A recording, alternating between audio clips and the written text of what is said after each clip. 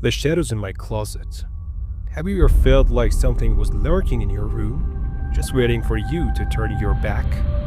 Something you couldn't see, but knew was there, watching? It's a feeling that haunts many of us. But what if that feeling wasn't just a product of your imagination? What if there really was something in the shadows?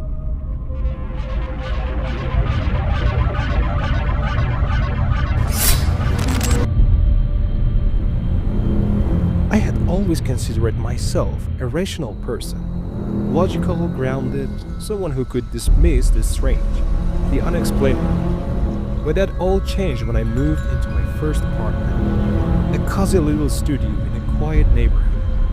I thought I found the perfect place.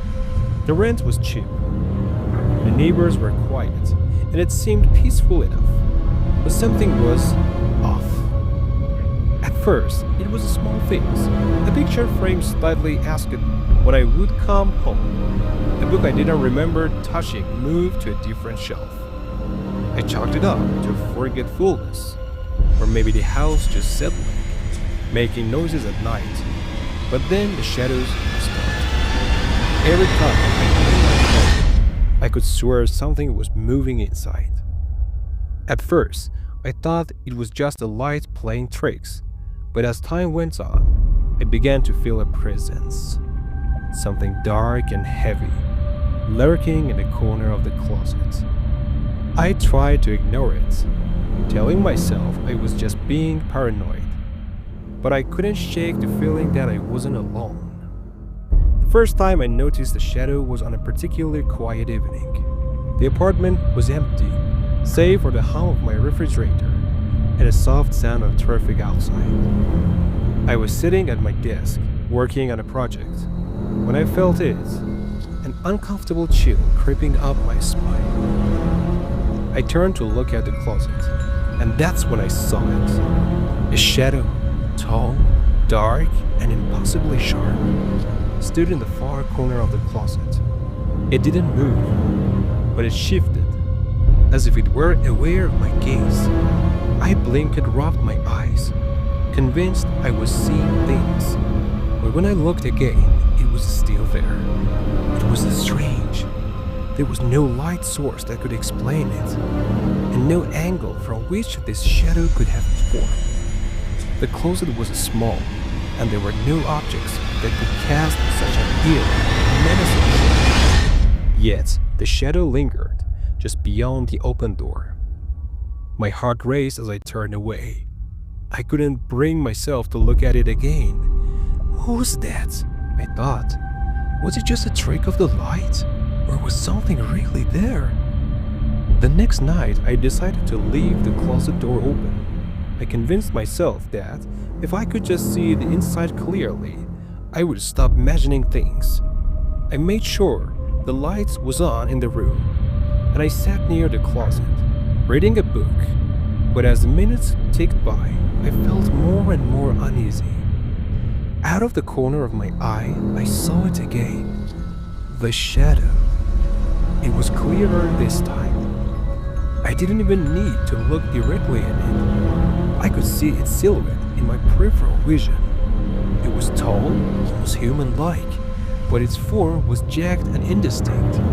The longer I stared, the more it seemed to move, shifting from one part of the closet to another, as if it were alive. I stood up quickly, my heart pounding in my chest, and walked over to the closet. I threw open the door expecting to find nothing, just my clothes hanging there, perfectly still. But when I looked inside, I felt my blood run cold. The closet was empty. There was nothing there. I closed the door, my hands trembling, and told myself I was being ridiculous. But deep down, I knew something wasn't right. Over the next few days, the presence in the closet grew stronger. I began hearing strange noises late at night, scratching, tapping, and a soft whispering that seemed to come from the direction of the closet. At first, I tried to dismiss it, telling myself it was the sound of the pipes or the building settling. But the noises weren't random. They were deliberate, rhythmic, like someone or something was trying to get my attention. One night, I couldn't take it anymore. I had been lying in bed, wide awake, the sounds growing louder.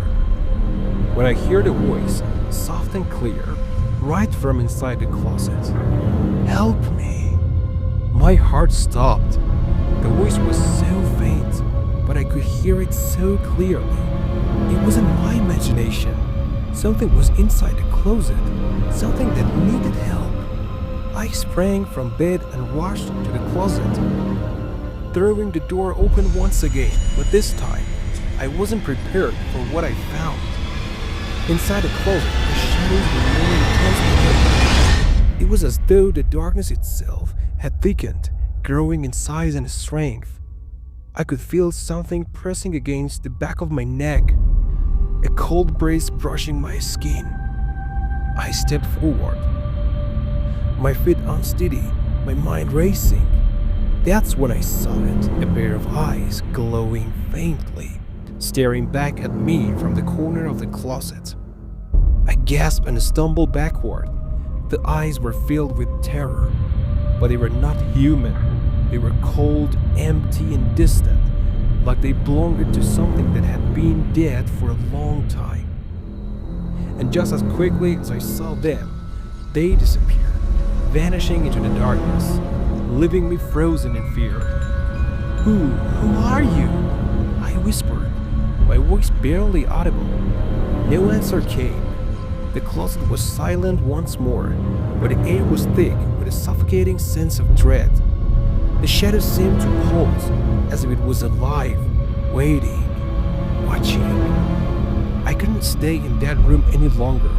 I ran out of my apartment and into the cold night air, desperate to get away from whatever was lurking inside that closet. I didn't know if it was a ghost, a spirit, or something else entirely.